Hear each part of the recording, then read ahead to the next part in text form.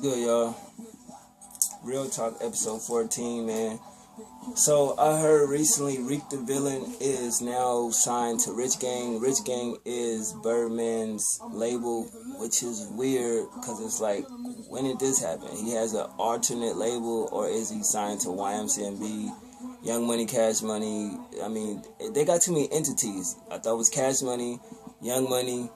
Now it's supposed to be Rich Gang. He didn't start a different type of label. I guess it works. So basically, Reek the Villain was a cat that Busta Rhymes found and signed him to the conglomerate label. And Busta Rhymes is no longer signed to YMCMB. You know, he got signed there in 2011. That's 3 years. And they didn't put out his album. Extinction Level ELE, I think it's called too. I forget. I think it's something like that. But that album, it didn't come out at all. Isn't this the same thing that Busta Rhymes had with Aftermath, where it's like Dre said that the way he works is different from the way Busta Rhymes works, you know, because Dre's perfectionist. So I'm wondering, like, why would they sign him and not even put him out? You know, what was the complications? I don't know. But anyway, so Reek signing Rich Gang now, so, you know, that's kind of I can't say it's a good look, because at the end of the day, I mean, he can spit. You know, he's like a lyricist. So is Jay Mills. So it's like, to me, I look at that as a slap in the face to Jay Mills. But it depends on if he's signing Young Money or he's signing Cash Money. But they still, what it would matter, you know, but I guess that's Wayne label, that's Birdman label. So who label was he signed to? That's what I want to know. If it's Cash Money, alright, I guess that works. But do y'all even think that the deal was worth it at the end of the day? Because I don't think it will. I mean, who do they always put out on fucking YMCMB? Wayne, Drake, or Nicki? Or Rich Gang album, or Young Money album? Other than that, nobody else has came out. So what's the purpose of him signing to a label? I have no idea. And why didn't it work out with Busta Rhymes? That's the other part that I think is crazy. You know what I mean? I honestly don't think that Reek fits in over there. Because why would you sign him and then you got Jay Mills? They both literally can spit. And we understand how the music business goes. It's like, take the Freddie Gibbs and Young Jeezy situation. If you watch the Life and Times interview, basically Jeezy took him everywhere. Nobody wanted to sign them. He was funding, you know, projects, took him on tour, blah, blah, blah. So at the end of the day, what it seemed like at first, Freddie Gibbs made it seem like Jeezy wasn't doing nothing for him. But he left out that no labels wanted to sign them. You can take that incident with Pill and MMG. So it's like, what is it with Busta Rhymes, why it didn't work, and what is it with why they won't put out other artists that's on YMCMB, but to constantly sign artists? I don't know how many artists they didn't sign now, and motherfuckers have never been put out. Is it the distribution deal that Universal don't want to put the artists out because they don't know them? Because from what I had heard, Cash Money owns 100% of their publishing. So y'all basically not going to get ripped off. So what's the point of the deal? I don't understand that. Why can't Busta Rhymes even stay on these labels? Like, what is it? Like, I mean, when was the last Busta Rhymes album that came out? When was the last song we liked? So I'm just confused at all this shit. Like, the beef between them or the little rift between them. Because Reek was on This Is 50 doing an interview or whatever.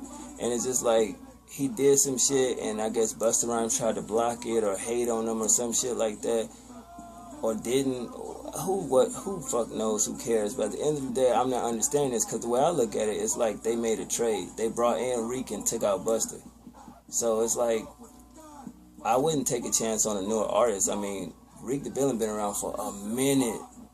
You feel me? When Busta Rhymes was kind of still popping, when he had the Conglomerate song with Wayne and Jada, you know what I mean? And a couple of his mixtapes, How to Be a Player mixtape was dope, and a couple other joints like that. But other than that, he fell off the face of the earth. I haven't heard from him in years, so when I seen him on the interview, I'm like, yo, where this nigga been? You know what I'm saying? He just popped right back up. So at the end of the day, I don't know what the situation is. I just don't understand it. But I don't know why Busta Rhymes don't go independent. You know, it's like, or honestly, try to get a deal with Eminem, with Slim Shady. Since you know, get on Shady Records. I mean, he signed Slaughterhouse. They seem to be doing good. You just did a song with Eminem, you know, and you got a situation that's really not a situation. So why you and M can't work out a situation? I just said situation too many times, but it will make sense in a sense, because you look at it didn't work with Aftermath, signed to Shady Records. Joel Ortiz was on Aftermath, it didn't pan out. Now he's on Shady Records. So it's like Eminem got enough cake to fund anything that he want. Obviously with the Total Slaughter shit. You know what I'm saying? But I just feel like Young Money, Cash Money turned to a graveyard, because it's just like what happened to Corey Guns. You know what I mean? I know I'm going everywhere with the video, but it's like still, it's a confusing situation, because if I wouldn't watch the interview, I wouldn't. Well, I did find out Busta Rhymes left because it was on Facebook. They was talking about it and shit. So he left. But what Reek says, Busta got dropped. So, I mean, which one is it? You dig? But I don't know. I mean, honestly, the way the music business is now with the new generation and the way people take music like this song come out today, they want another one by tomorrow. By the end of the week, they want a mixtape. Next week, they want an album. So what is the point of signing him if a lot of the new people don't even know who the fuck he is? Like some of these artists that have been out for a minute that I know, I read the comments, unless they trolling, they literally be like, yo, who the fuck is this artist? I don't even know him. I never heard of him.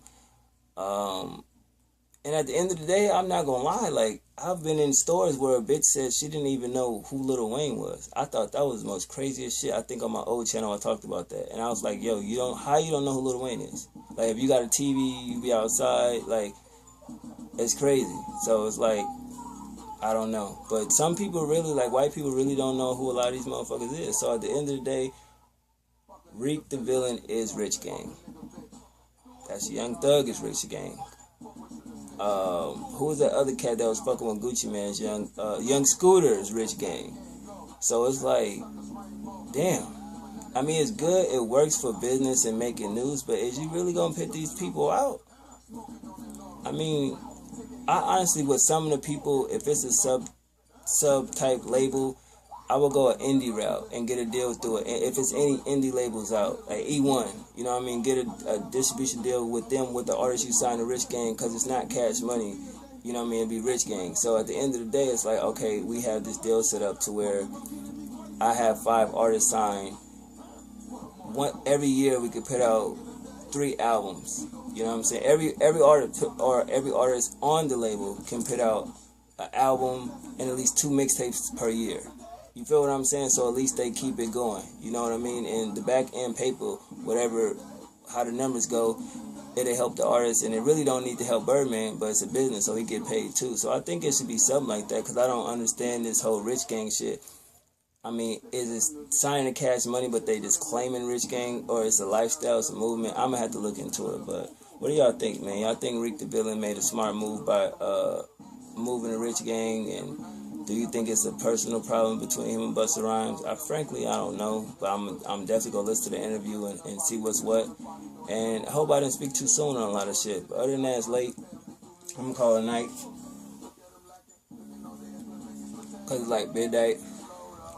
So, well, 11:55 p.m. So, yeah.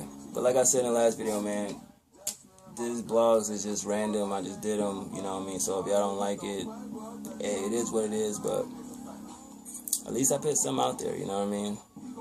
I'm just going through a lot of shit right now. So at the end of the day, I'd rather talk to y'all than talk about music. So, hey, gotta respect me for that, right?